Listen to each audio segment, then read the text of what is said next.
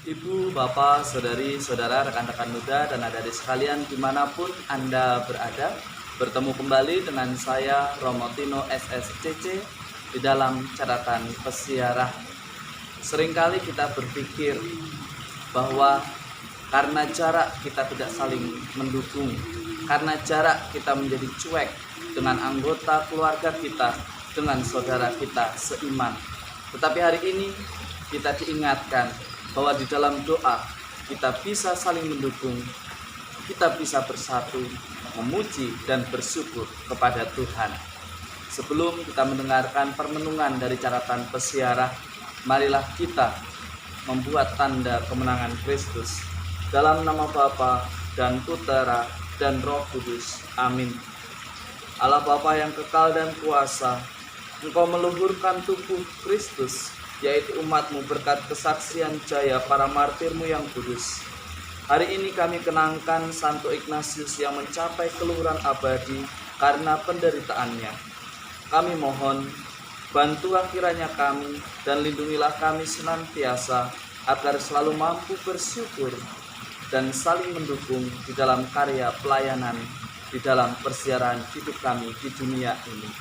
Demi Kristus pengantara kami. Amin. Ibu, Bapak, Saudari, Saudara, rekan-rekan muda dan adik-adik sekalian yang terkasih dalam nama Yesus Kristus. Pada hari ini kita mendengarkan bagaimana Rasul Paulus bersyukur kepada Tuhan karena umat yang dilayaninya bertumbuh di dalam iman. Ia tidak menjadi angkuh, ia tidak menjadi sombong, tetapi justru ia bersyukur kepada Tuhan karena semuanya terjadi atas kehendak Tuhan.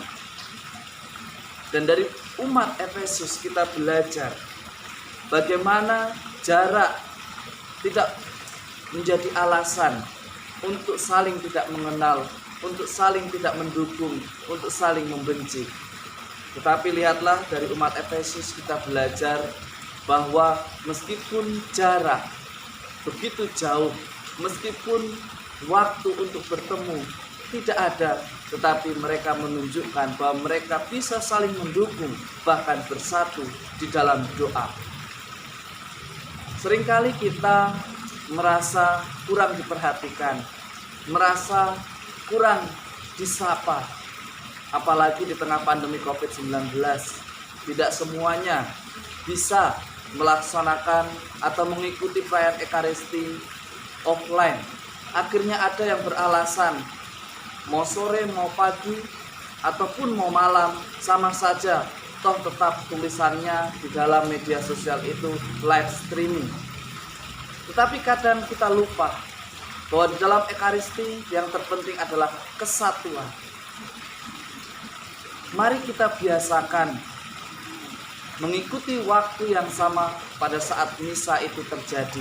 Misa live streaming jam 10, maka kita pun harus menontonnya jam 10. Jika itu jam 6, maka menontonlah jam 6. Jangan kita memutar ulang, karena kita akan kehilangan rasa kesatuan itu. Pada jam yang sama, jika kita lakukan bersama, kita saling mendukung dan satu di dalam doa. Semoga kita mengerti betul mengapa kita tidak boleh menerima komuni ketika misa dari rumah, karena soal kesatuan.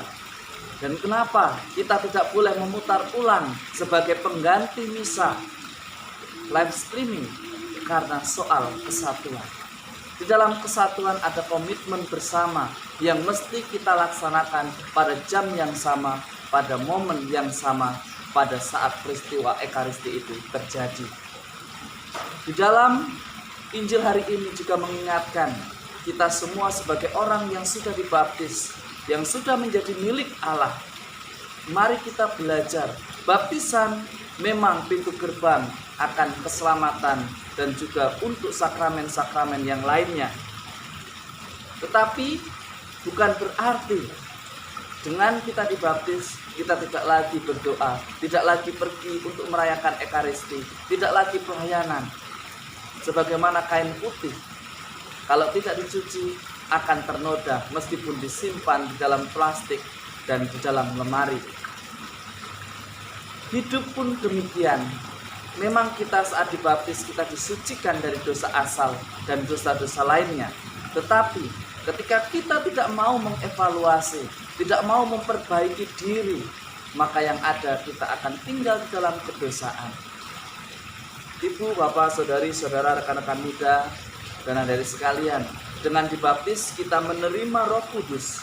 Roh Kudus itulah yang akan mendampingi kita. Bahkan kepenuhannya akan kita terima ketika kita menerima sakramen inisiasi secara lengkap.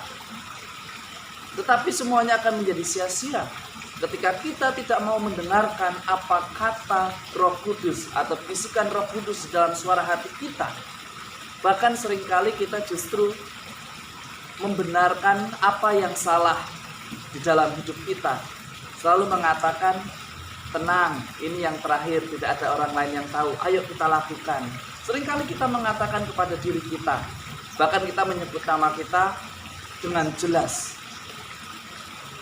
Oke, hari ini adalah yang terakhir. Tetapi setiap hari adalah yang terakhir. Akhirnya apa? Tidak terjadi pertobatan. Yang ada adalah pengulangan-pengulangan karena kenikmatan yang semu. Karena manipulasi kebahagiaan dari dosa itu begitu hebat, begitu menyenangkan dan begitu memuaskan.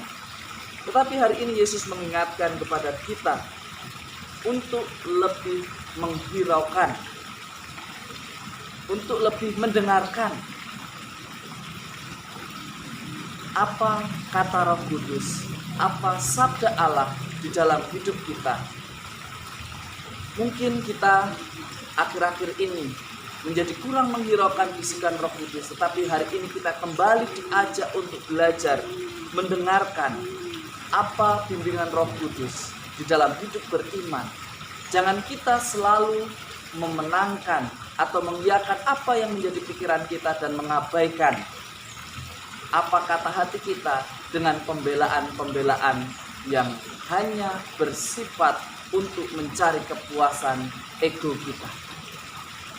Ibu, bapak, saudari, saudara, rekan-rekan muda yang terkasih, dengan kekuatan doa, yakinlah jika diikuti dengan komitmen dan niat yang kuat, Tuhan akan mengabulkan apa yang terbaik bagi hidup kita pada hari yang tepat, dan semuanya pasti akan indah pada waktunya.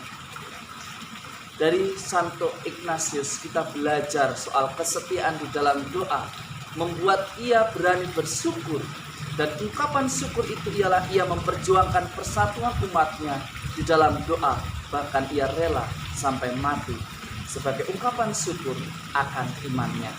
Semoga berkat Tuhan selalu melindungi dan berkati kita dalam nama Bapa dan Putera dan Roh Kudus. Amin. Seringkali kita mengaku diri sebagai orang beriman, selalu melaksanakan sabdanya. Tetapi seringkali ketika pelayanan itu berhasil, kita tidak memuji Tuhan, tetapi meminta orang untuk memuji kita. Ketika diingatkan, selalu kita membuat pembelaan pada diri kita, ini yang terakhir. Tetapi jika setiap hari kita mengatakan yang terakhir, berarti kita tidak mengalami perubahan. Orang beriman berani berproses untuk berubah ke arah yang baik dan benar dan tepat di dalam perjalanan hidupnya, terutama di dalam persiaran di dunia. Selamat beraktivitas, Tuhan memberkati. Amin.